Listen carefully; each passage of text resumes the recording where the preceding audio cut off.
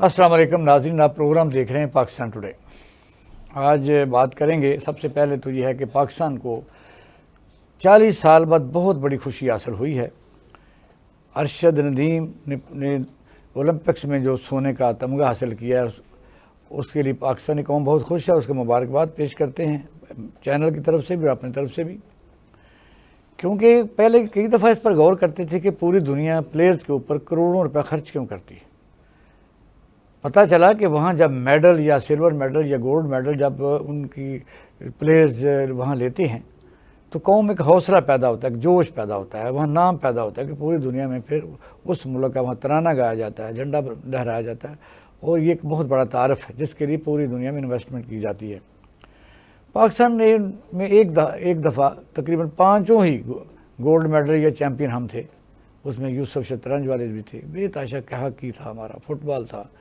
लेकिन आहिस्ता आहिस्ता इन अदारों में दीमक जैसे लोग आ गए जिन्होंने इस तमाम गेमों का बेड़ा गर्क कर दिया और फिर लंबे तरीके से उस पर चिमटे रहे, और फिर गैर रजिस्टर्ड या जो एसोसिएशन हैं दबाव बढ़ा के पॉलिटिकल विक्टिमाइजेशन और पॉलिटिकल तरीके से इसको चलाया जाता है। और आप देखा ऐसे ऐसे फुटबॉल के चेयरमैन भी आए, सदर आए, जिन्होंने कभी फुटबॉल नहीं खेला था, कुछ हॉकी वालों ने कभी हॉकी नहीं खेली थी। और इस तरह क्रिकेट के मतलब भी कह सकते हैं कि उसको भी इस वक्त तख्ता मश्क बनाया हुआ है, और जो भी जिसका दिल करता है सबसे प्रॉफिटेबल शायद ये डिपार्टमेंट है कि नजम सेठी जैसे लोग भी, और आज भी आप देख रहे हैं कौन कौन लोग इसमें हैं।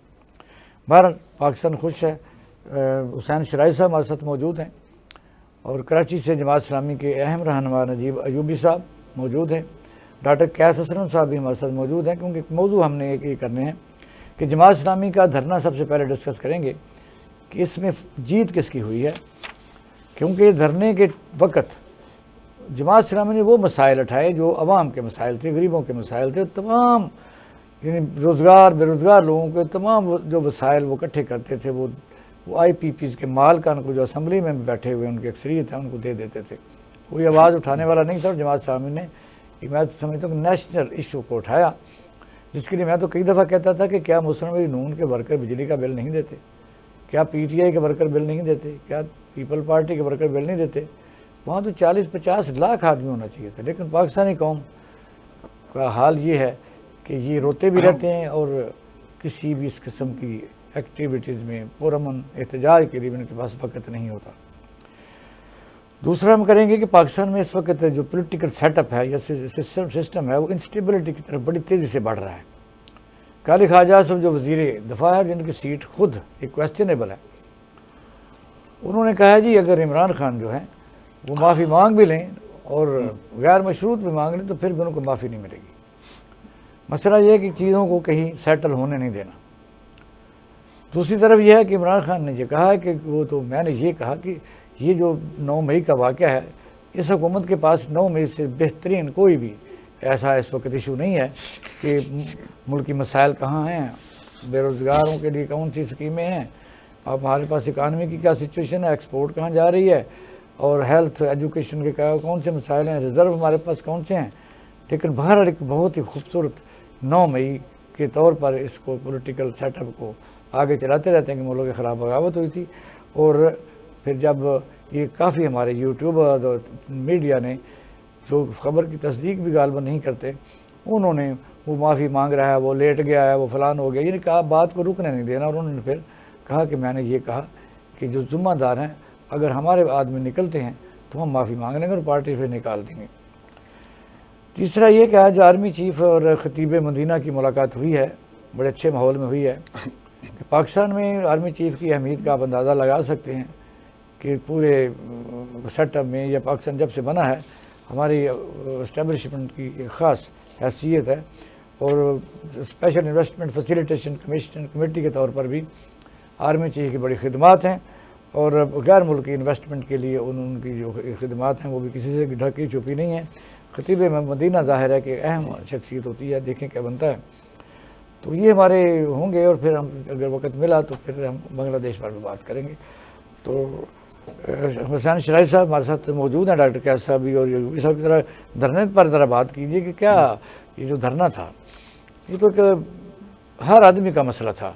پھر لوگوں نے اس میں اس طریقے سے جماعت اسلامی کے علاوہ شرکت کیوں نہیں کی؟ پھر جو نیگوشیشن ہوئی ہے 14 دن کے بعد، اس کو کس طرح دیکھتے ہیں؟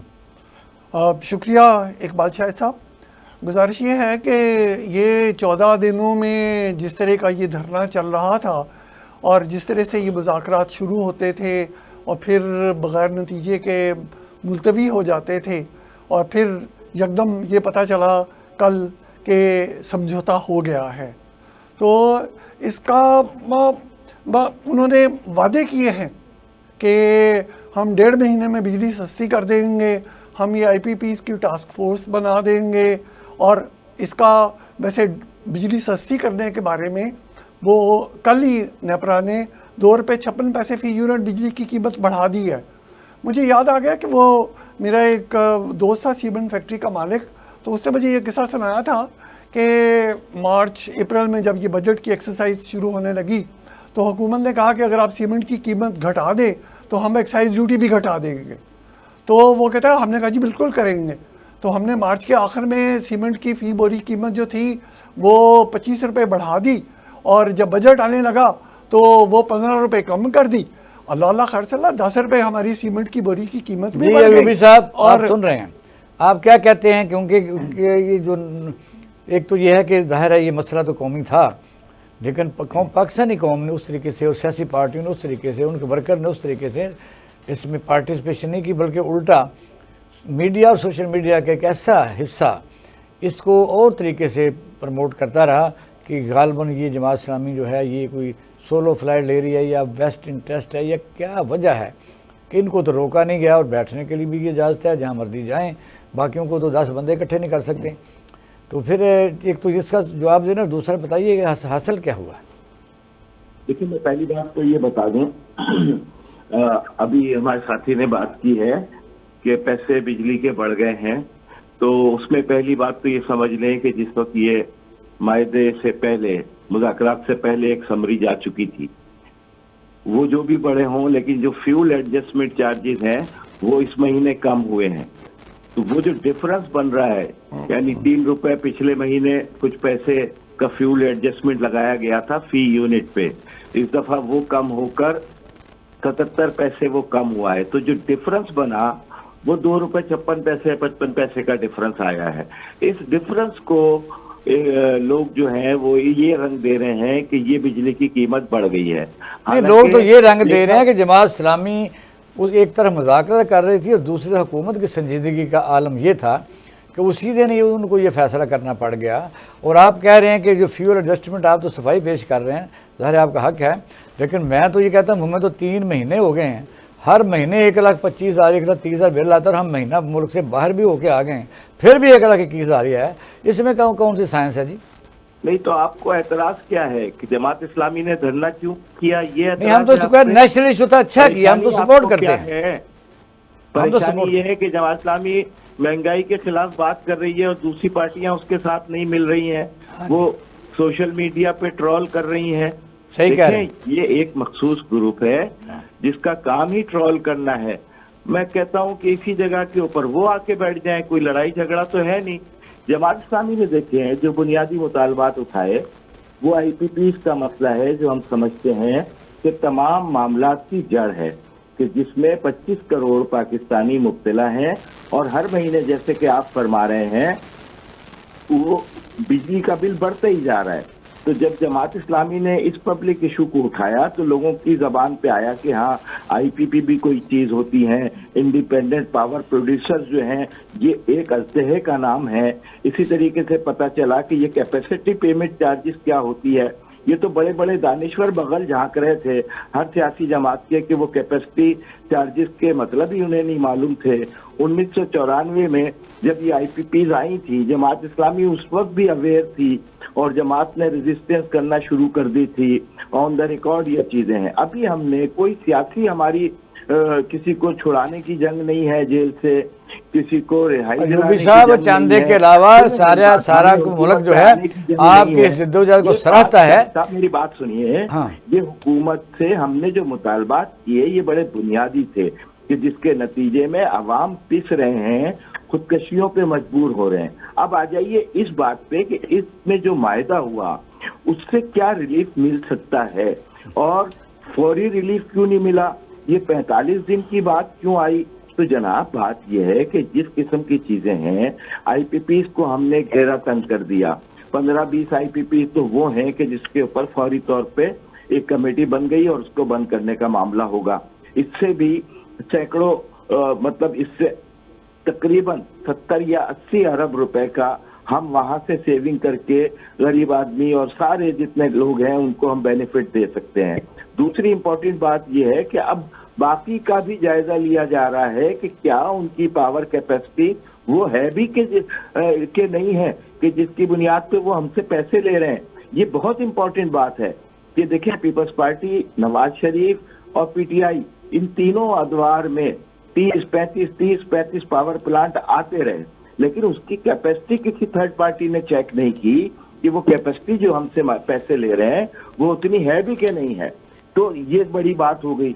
अहम तरीन बात यह है कि तारीख में पहली मर्तबा 20 एकड़ से ज्यादा जमीन रखने वाले जागीरदार के ऊपर टैक्स लगाने की बात हुई है और इंश्योर किया गया है कि उस पर टैक्स आयद किया जाएगा, ताकि टैक्स नेट के अंदर सिर्फ तनख्वाहदार आदमी ना फंस सके, बल्कि वो लोग भी आए कि जो इतनी जमीनों के मालिक हैं, वो 4 अरब दे रहे हैं और मैं और आप जो नौकरी करने वाले लोग हैं पाकिस्तान के, ये 745 अरब दे रहे हैं। अयूब सारा सवाल सुन लें। ये तो मुल्क के तमाम लोगों को अगर फ़ायदा पहुंचता है तो क्रेडिट गोज टू यू, और ये जमात इस्लामी का बहुत बड़ा मैं समझता हूँ। एक कोई आदमी उठ ही नहीं रहा था और आपने किया, इसको कोई ऐसी बात नहीं है। डॉक्टर कैस असलम साहब भी हमारे साथ हैं, उनसे पूछते हैं क्योंकि सवाल चलते रहेंगे। डॉक्टर कैस साहब, किस तरह देखते हैं आप?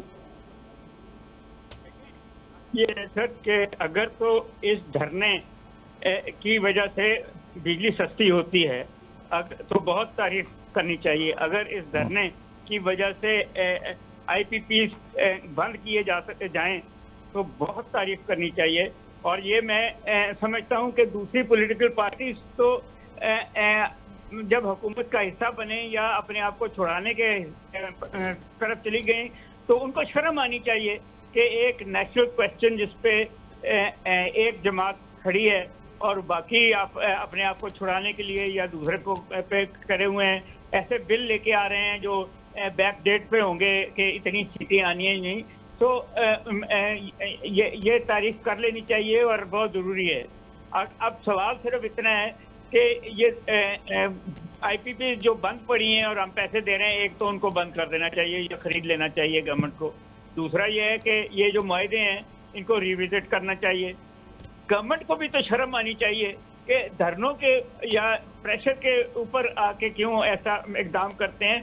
खुद ही ऐसे इकदाम करते हैं ताकि उनकी तारीफ भी हम कर सकें, मगर वो तो चोरों ने हुकूमत ली हुई है और अब शायद हिस्सेदार हैं कि उनके बालों पे जब तक बंद नहीं होती कोई ना कोई सड़क जो ही नहीं रेंगती। तो बड़ा सीरियस मामला था। इकोनॉमी नहीं चल रही, इन्हीं आईपीपी की वजह से इकोनॉमी नहीं चल रही, लोगों के घर अब नहीं चल रहा है। आप को भी 1-1.5 लाख रुपए आया होगा बिल 2-3 महीने में, तो आप बच्चों की फीस नहीं दे सकते। तो कौम जो है उनको जो रिलीफ मिलनी चाहिए, ये सिर्फ आगे नहीं डॉक्टर साहब, ये तो मुआहदा जो हुआ है इसकी इम्प्लीमेंटेशन की गारंटी क्या है? कल को फिर दोबारा ना कहीं धरना देना पड़ जाए? फिर देखें, धरना देना पड़ेगा क्योंकि ये हुकूमत जो PDM 2 है या PDM 1 थी, ये झूठ बोलने वाले लोग हैं। ये मुआहदे जो हैं अगर इनके फेवर में ना हो तो ये बिल्कुल उन पे अच्छा ठीक है डॉक्टर साहब, आपका पॉइंट है वो आ गया। शराई साहब आप बात कीजिए, फिर मैं यूबी साहब से बात करूँगा जनाब। इसी पर बात करें। जनाब गुजारिश ये है कि ये जितनी भी बातें इस मुआहदे में लिखी गई हैं, ये सारे वो तो कह रहे हैं कि शर्म तो दूसरे लोगों को भी आनी चाहिए, हुकूमत को खुद, कि वो खुद मालिक भी हैं उसमें अंदर बैठे वाले। PTI वाले शोएब शाहीन साहब इस धरने में आए थे ना, तो लेकिन मसला अब ये आवाम ने शिरकत करनी चाहिए, नहीं की ना, करनी चाहिए। वो गुजारिश ये है कि इसका एक, मैं तो इससे इतफाक नहीं करता, लेकिन एक बड़ी तबके का ये नुक्ता नज़र है कि ये जो धरना है ये अवाम के गमो गुस्से को एक तरफ महफूज रास्ते की तरफ ले जाने के लिए था। और बल्कि तो फिर कहने पर मेरी तो उस बंदे से लड़ाई भी हो गई, اس نے کہا جی یہ بعض اوقات آپ دیکھتے نہیں کہ وہ جو کبوتر باز ہے نا وہ اپنا کبوتر چھوڑتے ہیں, وہ جا کے جو ان کا مخالف ہے اس کی چھت پہ جا کے بیٹھ جاتا ہے, وہ بڑا خوش ہوتا ہے کہ میرے گھر میں ایک کبوتر اور آ گیا, تو وہ تھوڑا عرصہ وہاں رہ کے تو اس کے 6 کبوتر لے کے پھر واپس آ جاتا ہے. تو کہتے ہیں جی یہ اگرچہ میں اس سے آپ سمجھیں کچھ لوگ یہ کہہ رہے ہیں کہ جماعت اسلامی جو ہے وہ حکومت کے کہنے پر دھرنا دیا تھا, یعنی اور دیکھیں گزارش ہے کہ اب یہ جو دھرنوں کی سیاست ہے نا اس نے نہیں چلنا. اگر آپ نے کل جو ہمارے سپہ سالار ہیں جنرل عاصم منیر ان کا بیان احتیاط سے سنا ہے تو اس میں انہوں نے یہ کہا ہے کہ کسی کو پاکستان میں انتشار کی اجازت نہیں دی جائے گی, اور اگر کسی نے کوشش کی تو رب کریم کی قسم ہم اس کے آگے کھڑے ہوں گے. تو اب یہ دھرنے اور یہ جلوس اور یہ جلسے ان کا بڑا واضح پیغام دے دیا گیا ہے کہ اس کی طرف کسی نے نہیں آنا. اور میں یہ سمجھتا ہوں عوام پھر اپنا اظہار کیسے پرامن طریقے سے کریں, عوام نہ کرے پورے یہ جو صاحب سن رہے ہیں نا, یہ معاملات تو ہیں, پریشانیاں بھی ہیں. ظاہر ہے کہ بھی ایک سوال پر سوال اٹھتا ہے کہ یہ ٹھیک ہے کہ نیشنل ایشو بھی تھا اور بہترین اگر آپ کے کہنے پر ہوتا ہے تو ساری قوم خوش ہوگی, دعائیں بھی آپ کو دے گی. لیکن اس میں یہ بات آتی ہے کہ حکومت چونکہ چائنا کے ساتھ صرف باقی معاملات رہ گئے تھے اس پریشر کو بلٹ اپ کرنے میں, باقی تو سارے لوگ سامنے بیٹھے ہوئے تھے اسمبلی میں اندر, اگر گیلری میں بیٹھے تو نیچے آپ انگلی کر سکتے ہیں کہ کن کے آئی پی پیز ہیں یا ان کے فرنٹ مینوں کے کہاں کہاں آئی پی پیز ہیں.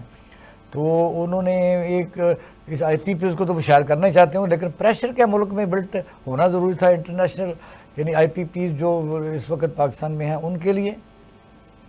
دیکھیں 2 باتیں ہو گئی ہیں. ایک تو یہ کہ ہمارے محترم نے ابھی جو بات کی ہے, کچھ حافظ صاحب جو ان کے والے حافظ صاحب ہیں ان کا حوالہ دیا ہے, تو جماعت اسلامی نے تو یہ ثابت کر دیا کہ انتشار کی سیاست کے بغیر بھی پرامن جدوجہد کے ذریعے دلائل کی بنیاد پہ اپنی بات کر کے اپنے مطالبات منوائے جا سکتے ہیں.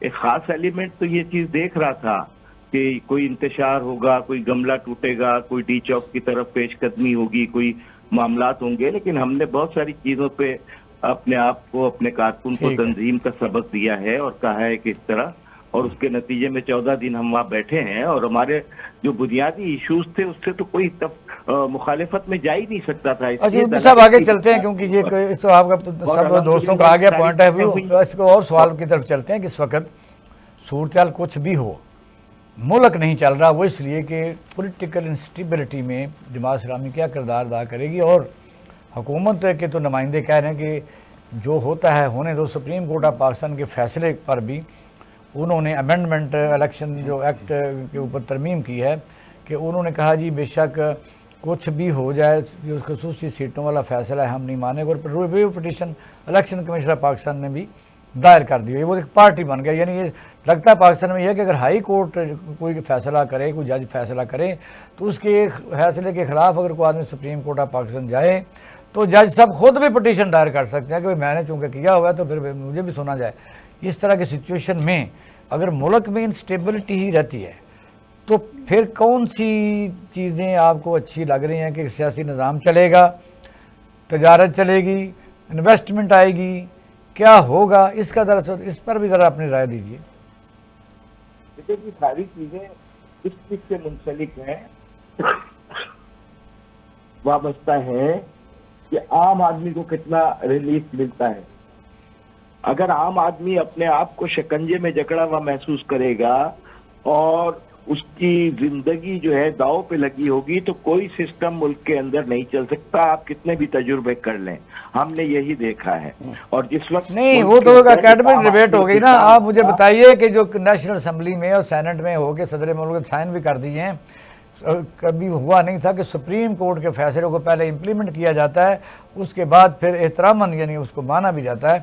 اور حکومت تو ظاہر ہے ایک محاذرے کی کیفیت میں ہے کہ ہم نے سیٹیں نہیں دینی جو مرضی ہو جائے. اور پھر ہمارے سامنے بنگلہ دیش کا بھی ابھی کل کی بات ہے, وہ بھی ایک بیٹھی ہوئی تھی کہ تیسرا ٹینیور انہوں نے لیا اور اپوزیشن کا ناطقہ بند کیا اور اپنی مرضی کے آرمی چیف لے کے آئی. پھر بھی حالات تو کنٹرول نہیں ہوئے. جب خالدہ ضیاء کو انہوں نے 17 سال سزا سنوائی اپنے پسندیدہ ججوں سے, یہ کتنی مماثلت ہے.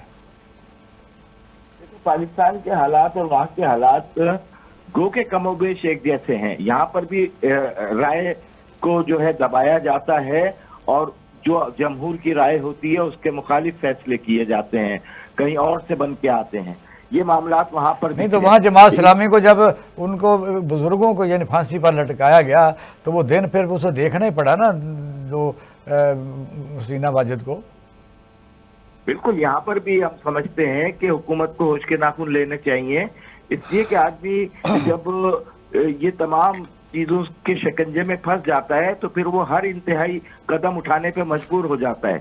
लेकिन जमात इस्लामी पाकिस्तान का एक समझदार और एक जमहूरियत पसंद तंजीम है और उसने अपने कारकुनान को यही सिखाया। आपने देखा कि हमारे कितने लोग गिरफ्तार हुए, लेकिन अल्हम्दुलिल्लाह उसके बावजूद गिरफ्तार हुए। जब गिरफ्तार करके लेके जा रहे थे तो रास्ते में कुछ लोगों से पूछा कि आप कौन सी पार्टी में, उन्होंने जमात इस्लामी से छोड़ दिया, बाकियों को जेल में ले गए।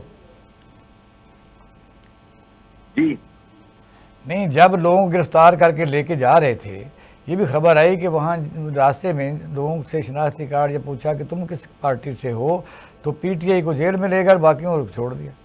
ये भी हुआ? नहीं, छोड़ा तो नहीं है, ये भी अफवाहें होंगी, हमारे साथ तो ऐसा नहीं हुआ। ये कुछ ख्यालात हैं जिसकी बुनियाद पे इस किस्म की बातें जो है ठीक है, आगे चलते हैं, आगे चलते हैं। लेकिन हमें तो देखिए सबकी मजम्मत करते हैं, आगे चलते आपने हैं। अगर पकड़ा है और उस पर कोई सबूत नहीं है तो ये ज्यादती है। ये एक आदमी का जमहूरी हक है, अगर आप चाहे वो किसी भी पार्टी का हो, आप उसको इस तरह नहीं उठा सकते। और यही बात हम यूपी साहब, मैंने ब्रेक की तरफ जाना है, ब्रेक की तरफ जाना है, पॉलिटिकल अब हमने ब्रेक की तरफ जाना है, पॉलिटिकल स्टेबिलिटी की तरफ से। आज जिसको आप कहते हैं ना कि एक आइडियल सिचुएशन तो होनी चाहिए। इस्लामाबाद की जो 3 सीटों पर जो फार्म 45 है, वो उसके बाद एलिगेशन है कि जमात इस्लामी ने अपने फार्म 45 नहीं दिए, क्योंकि सिस्टम के अंदर तो फिर लाइकिंग डिसलाइकिंग चल तो रही है। देखिए, फार्म 45 उन्हें शो करने चाहिए, उन्हें जमात इस्लामी के ऊपर क्यों भरोसा करके बैठे हुए हैं। कराची के अंदर भी तो यही मसला है, हम जब उनसे मांगते हैं तो उनके पास वो चीज नहीं होती, उन्होंने तो इलेक्शन में लिए ही नहीं है। तो इस तरीके से ये करना। आते हैं शॉर्ट ब्रेक के बाद, नाज़रीन हमारे साथ रहिएगा, क्योंकि हम अब मुल्क की सियासत पर बात करेंगे कि इस वक्त पाकिस्तान की सियासी सूरत हाल किस नहज पर है, क्योंकि बानी पीटीआई ने कहा है कि यही हुकूमत 2 माह की मेहमान है। आते हैं शॉर्ट ब्रेक के बाद। वेलकम बैक नाज़रीन, आप प्रोग्राम देख रहे हैं पाकिस्तान टुडे। डॉक्टर क्यास असलम साहब, सवाल आपसे ये है कि इस वक्त IPPs को ज़ाहिर पेमेंट भी पेंडिंग है, जिसको सर्कुलर डेट कहते हैं। हमने पूरी दुनिया का कर्जा और फिर इंटरेस्ट भी देना है। 73% बजट का आपको पता है इंटरेस्ट में चला जाता है। इन हालात में 45 दिनों बाद अगर कोई फ़ैसला होता है, क्या वो जो इससे पहले वो पैसे ले चुके हैं वो भी एक मुतालबा तो हुकूमत का बनता है कि एक कारखाना बंद है, IPPs का प्रोड्यूस जो उनका यूनिट बंद है, तो पैसे कहाँ लेके गए। और अगर पाकिस्तान में ही लोग निकलते हैं और हमारे बरसे इक़्तिदार लोग निकलते हैं तो फिर क्या होगा? देखें, अगर तो वो असेंबलियों में बैठे हैं लोग या हुकूमत के साथ हैं तो कुछ नहीं होगा। एक कमेटियां बन जाएंगी, 2-3 साल तक वो रिपोर्ट आपको देंगी। आज तक वो रिपोर्टें बाहर नहीं आई। मगर अगर वो कारखाने निकले अपोजिशन के तो वो उसी दिन बंद कर दिए जाएंगे, और अगर वो चीनियों के हैं तो उनको वो पेमेंट्स हो जाएंगी। हम बड़े इंटरेस्टिंग मुल्क हैं जी कि हम एक कानून पे तो चल नहीं रहे ना। ये पहली दफ़ा इतने सालों बाद हुआ है कि अवाम से पैसे खींच के आप उन लोगों को दे रहे हैं जिन्होंने कारखाने चलाए ही नहीं हैं। तो इकॉनमियाँ नहीं चला करती इस तरीके से। अब दुनिया भी ट्रस्ट नहीं कर रही। आप देखें कि IMF के सरबराह ने भी कहा है कि पाकिस्तान में कि मैशत नहीं चल रही क्योंकि वो करप्ट है। जब तक आप चीज़ों को स्ट्रीमलाइन नहीं करेंगे, जब तक आप चीज़ों को ट्रांसपेरेंसी में नहीं लेके आएंगे, जब तक आप लोगों के को मराते नहीं देंगे, माफ़ कीजिएगा, आपकी मैशत नहीं चलेगी, मुश्किल में ही रहेगी।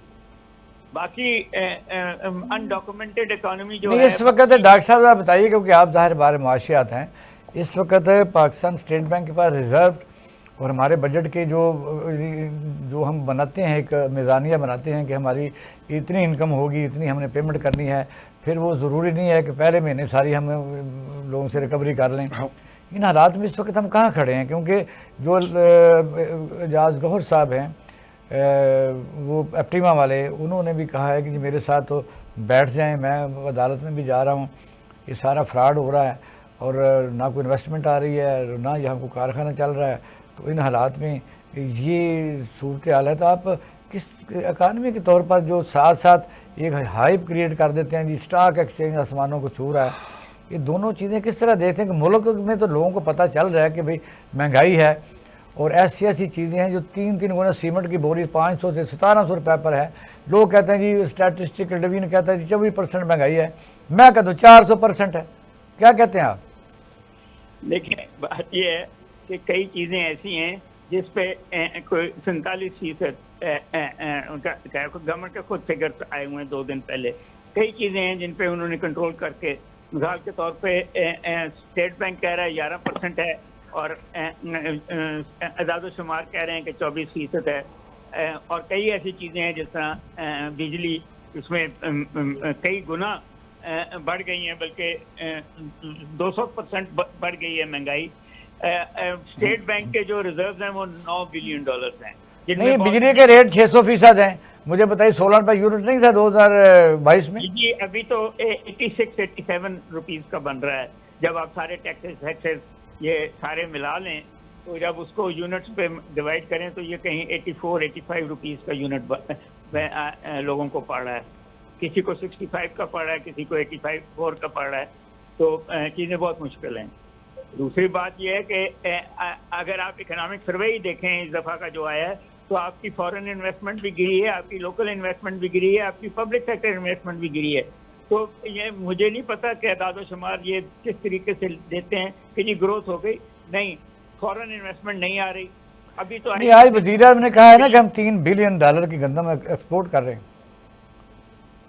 جی ایکسپورٹس بھی گری ہوئی ہیں، ایکسپورٹس اب وہی ہو رہی ہیں نا جنہوں نے ایگریمنٹ کیے ہوئے ہیں، اور ٹیکسٹائل کے یا کوئی ایسی چیزیں، کوئی تھوڑی سی آئی ٹی کی ایکسپورٹ ہے، کوئی تھوڑی سی چینی کی، کوئی تھوڑی سی سیمنٹ کی ایکسپورٹ جو ہے، مگر وہ اس لیول پہ نہیں ہے جس لیول پہ ہونا چاہیے۔ آپ نے امپورٹس بند کر کے جو ہے ٹریڈ ڈیفیسٹ کو کم کیا ہوا ہے، سو گروتھ آپ کی 1.5% کے قریب ہوگی، یہ اس سے زیادہ نہیں ہو سکتی، اور وہ بھی ایگریکلچر کی وجہ سے ہے کہ ایگریکلچر جو ہے وہ اس نے یہ جو ایوبی صاحب فرما رہے ہیں کہ ایک خاص غالباً میں نے وہ سنا تھا کہ اتنی زمین سے زیادہ وہ ٹیکس لگیں گے، تو ٹیکس اگر وہ لینڈ ریونیو ایکٹ یا جس طرح ریونیو ڈپارٹمنٹ 15-20 روپے فی ایکڑ لگا بھی دیتا ہے تو کیا حاصل ہوگا، کتنا کو حاصل ہو جائے گا؟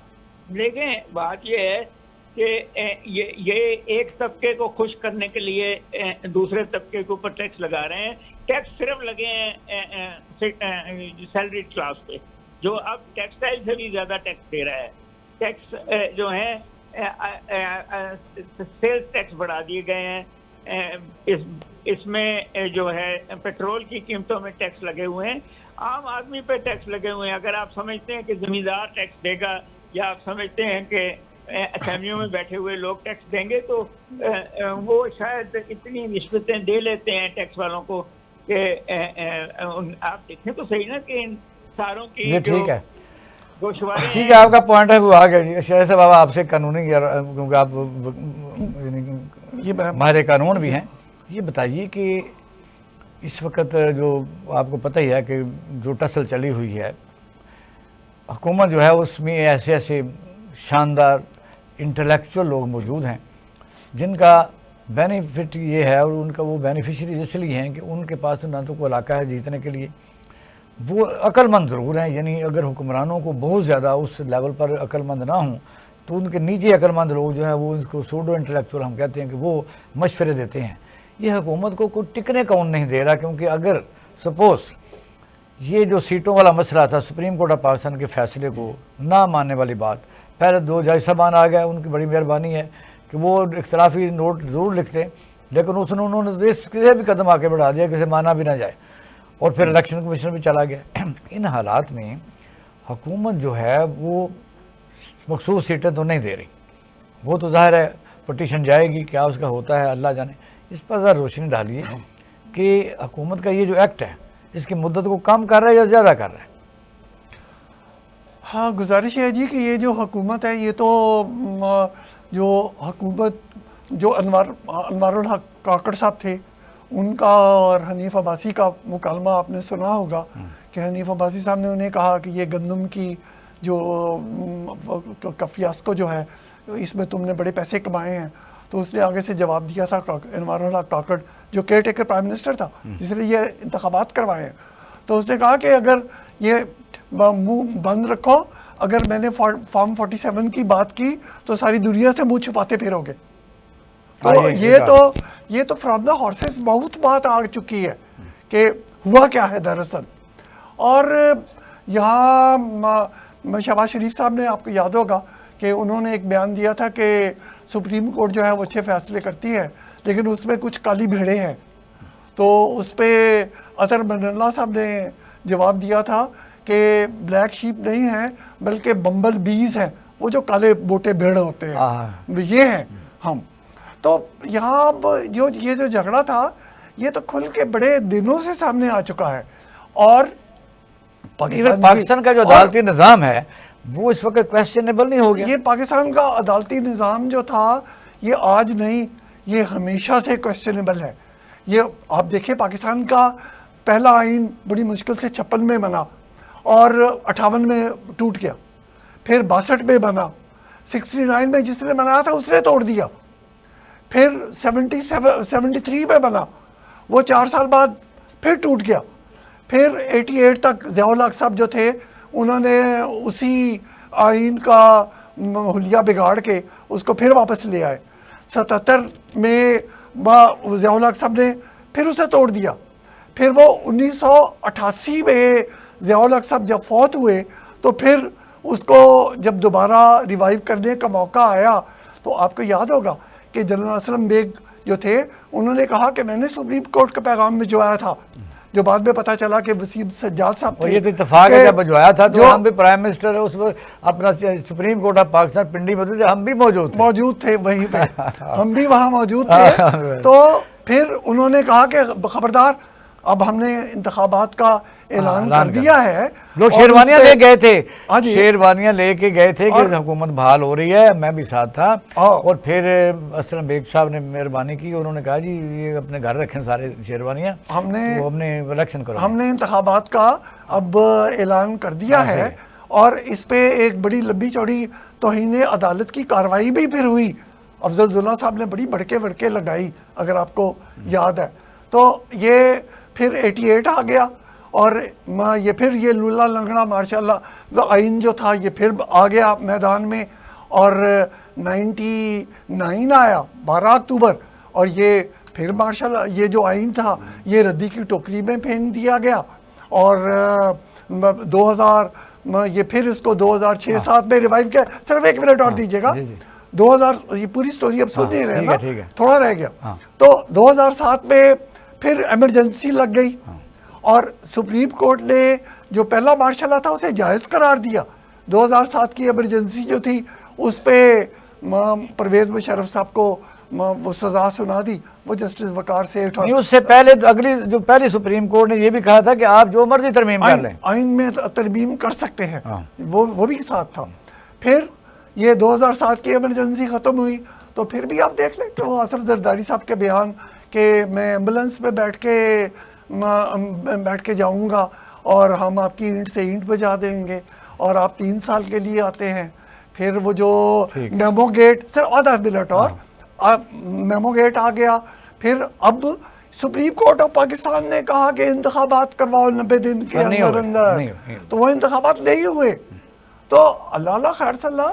یہاں جو کسی بھی, مجھے میرا ایک دوست کہہ رہا تھا کہ یہ جو پاکستان میں یار شرازی یہ لوگ جو ہیں وہ ٹریفک کے قوانین کی نہیں پاسداری کرتے. اور میں نے کہا بابا یہ جو آئین ہے نا وہ ہوتا ہے ماں باپ کی طرح, اور یہ ٹریفک قوانین جو ہے یہ ہے وہ جو مزدور کوئی کام کر رہا ہے. جس گھر میں ہر روز باپ کو جوتے پڑتے ہو, آئین کی وہ خلاف ورزی ہوتی ہو, وہاں یہ ملازم کے ساتھ کوئی اونچا بول لیا تو کیا فرق پڑ گیا. ایوبی صاحب अब सियासी ज़रा आपसे बात करते हैं, क्योंकि इस वक्त ये आप डेड लॉक कह सकते हैं, और फिर कल आपने आर्मी चीफ साहब की भी उलमा कराम से जो उन्होंने बात की कि हम यहाँ किसी को अनरेस्ट पैदा करने नहीं देंगे। बात ठीक है, ज़ाहिर अंदरूनी और बैरूनी किसी किस्म की अमन अमान की सूरत हाल हो, कोई ख़तरा हो तो ज़ाहिर फ़ौज पाकिस्तान हमेशा काम करती हैं। ये जो हुकूमत है ये कहाँ खड़ी है कि फंसी हुई है या ओवर कॉन्फिडेंस है? क्योंकि अगर आम आदमी जो हमारी नज़र में जो समझदार है वो कहते हैं कि ये सेफ रास्ता था, इतनी मजबूर हुकूमत कभी ने देखी नहीं, ना तो बंदा अहम मुद्दों पर भी कुछ और लोग तैनात हो रहे हैं, और जहाँ जहाँ एजुकेशन डिपार्टमेंट है, चीज़ जो भी है। अब भी वो कहते हैं इस हुकूमत के पास बड़ा शानदार टाइम था कि सुप्रीम कोर्ट का फैसला मान के आहिस्ता आहिस्ता पॉलिटिकल सेटअप को ज़रा नॉर्मलाइज करते और कुछ देर हुकूमत कर लेते, और हो सकता है कि अगली रिप्लेसमेंट भी होती तो विद इन ऐवान ही होती। लेकिन इन्होंने फिर दीवार के साथ टक्कर लगा दी है। ये काम रुकने वाला नहीं है, जिसके सियाको सबाक ने बानी PTI जिसको इमरान खान कहते हैं, उसने कहा ये 2 महीने अहम है। क्यों कहा, ज़रा ये बताइए, खबर तो दीजिएगा। देखिए, अस्सलाम वालेकुम। बात ये है कि मेरे पास तो आप टाइम जब आते हैं ना तो सारी राम कहानियां करके आते हैं और बीच में भी लंबे लंबे सवाल दे देते हैं। हाँ, मैं बात ये कर रहा हूँ कि पहले तो आप ये देखें कि 47 वाली हुकूमत जो है ये पायदार नहीं होती। इनको इलेक्शन के बजाय फॉर्म 45 के ऊपर आना पड़ेगा। ये 1.5 महीने के अंदर आए, 1 महीने के अंदर आए या 2 महीने के अंदर आए। Very good. और हाफिज साहब बिल्कुल सही बात कर रहे हैं, दोनों तरफ के हाफिज की बात कर रहा हूँ मैं। उस तरफ के हाफिज भी बिल्कुल सही बात कर रहे हैं कि अनरेस्टनेस की इजाजत नहीं दी जा सकती, हमारा मुल्क मुतहम्मिल नहीं हो सकता। और हमारे हाफिज साहब भी सही बात कर रहे हैं कि मुल्क को अगर सही डगर के ऊपर चलाना है तो माशी इस्लाहात करनी होंगी, गरीब की सांसें बहाल करनी होंगी, और ये जो पूरी कौम का पैसा उठा के IPPs पे डाल रहे हैं इसको रोकना होगा, इस पूरे होल को बंद करना होगा जहां से पाकिस्तान के सारे पैसे जो हैं वो इन्हीं। अब आपको तो देखे ना, 120 तो मुस्लिम लीग वालों की IPPs हैं, 45 पीपल्स पार्टी वालों की IPPs मायदे हैं, PTI ने भी इस गंगा के अंदर हाथ धोए हैं, और उमर अयूब साहब को तीनों हुकूमतों के अंदर मजे करते रहे, मुख्तलिफ पार्टियों में वजीर तवानाई रहे, सारे मायदे तो उनके दौर में हुए हैं। तो ये तीनों पार्टियां जो है इन्होंने पाकिस्तान का बेड़ा गर्क करने में और ये मायदे करने में कोई कसर नहीं छोड़ी है। अब जब हाफिज नईम जो बात कर रहे हैं ये तो पूरी कौम की आवाज है, और उसके नतीजे में आप देखिए ना, सैलरी तबका जो 374 अरब रुपए जमा करा रहा है, अब उसके पिछले साल के ऊपर ले जाने का एग्रीमेंट हो गया, और 1 महीने के अंदर ये पूरी कमेटी काम करके जिसमें जमात इस्लामी की और हुकूमत की मुश्तरका कमेटी शामिल होगी, तो 45 दिन के अंदर अंदर ये सारी चीजें आपको नजर आनी शुरू हो जाएंगी। अच्छा, चलो ये हो भी जाता है, मैं समझता हूँ आपकी इस मेहनत से। ये हुकूमत तो मानती नहीं है मायदे, ये तो कहती है कुरान और हदीस तोड़ी है। तो जमात इस्लामी ने धरना खत्म कहाँ किया है, उसने तो मौखर किया है। आज भी जलसा हो रहा है ना पिंडी के अंदर, कल 12 तारीख को फिर लाहौर के अंदर, फिर मुल्तान के अंदर, पेशावर के अंदर, हम तो मौजूद है ना फील्ड के अंदर। हम देखिए कोई व्हाट्सएप के ऊपर तहरीक थोड़ी चलाने वाले यूपी साहब जरा थोड़ा सा रुकें, 1 मिनट रुकें, ज़िमनी सवाल ले लें, इनकलाब थोड़ी ज़िमनी सवाल ले लें, टाइम बड़ा कम है, ज़िमनी सवाल ले लें। ये बात आपने बिल्कुल दुरुस्त कही है कि दोनों हाफिज साहबान एक पेज पर हैं। बात सिर्फ मेरे कहने की ये है कि अगर सपोज बिजली के रेट 50% भी कम हो जाते हैं और सियासी जो है कशीदगी उसी तरह रहती है, और वो आपने भी कहा कि फार्म 45 का फैसला करना पड़ेगा, जबकि फार्म 45 का फिर रिपीट कर रहा हूँ सवाल को कि अगर किसी के पास भी हैं तो फिर देते क्यों नहीं? और ये मुतालबा तो आपका आया ही नहीं। हमारा तो पहला मुतालबा है, ये इस वाले धरने की बात नहीं कर रहा, मुस्तकिल हमारी मुतालबात में ये शामिल है कि अनारकी से बचाना है तो फॉर्म 47 की जगह फॉर्म 45 मांगे जाए, नए इलेक्शन के ऊपर मजीद अरबों रुपए ना खर्च किए जाएं। एक इलेक्शन हो चुका, फॉर्म 45 की बुनियाद पे जो भी जीत रहा है, जो भी जीता है उसको आप लेके आ जाइए। हम तो अपनी ये नहीं कह रहे कि आप हमें लेके आइए, लेकिन जहां जहां जो जीता है, ये एक बिल्कुल सबसे बेहतरीन राय यही है जो हाफिज नईम उर रहमान साहब दे रहे हैं। अनारकी से बचाने के लिए इससे अच्छा और कोई तरीका नहीं है। हम नए इलेक्शन में जाने के मुताहम्मिल ही नहीं हो सकते। ठीक है, ठीक हो गया, आपका पॉइंट ऑफ व्यू आ गया। टाइम की कमी रहती है यूबी साहब, बड़ा टाइम की कमी रहती है सर। डॉक्टर कैस असलम साहब, ये मैं सवाल नहीं करूंगा क्योंकि अयूबी साहब ने जो बात की उस पर कमेंट्स करें। देखें, बात ये है जी कि ये हुकूमत बहुत ओवर कॉन्फिडेंट है।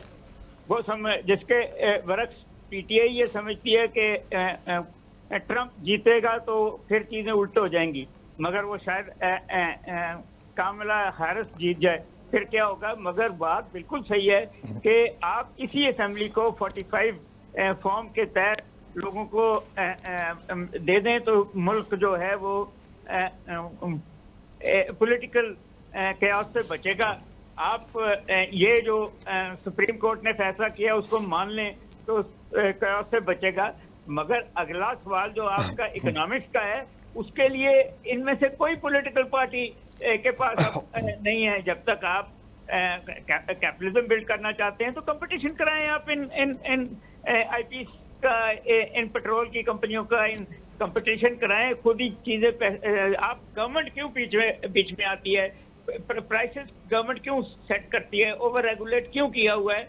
ये सारी ओवर रेगुलेशन खत्म करें और पॉलिटिकली चीजें ऑनेस्टली चलाएं। जब आप ऑनेस्टली चलाएंगे तो कौम भी मानेगी आप। बहुत शुक्रिया डॉक्टर कैसरम साहब और जी अयूबी साहब और हसैन शाही साहब, बहुत शुक्रिया, थैंक यू वेरी मच। नाज़रीन, आपने हमारे पैनल के ख्यालात सुने और कल एक नए मौजू के साथ आपकी खिदमत में हाज़िर होंगे। अपना और अहल खाना का ख्याल रखिएगा। पाकिस्तान जिंदाबाद।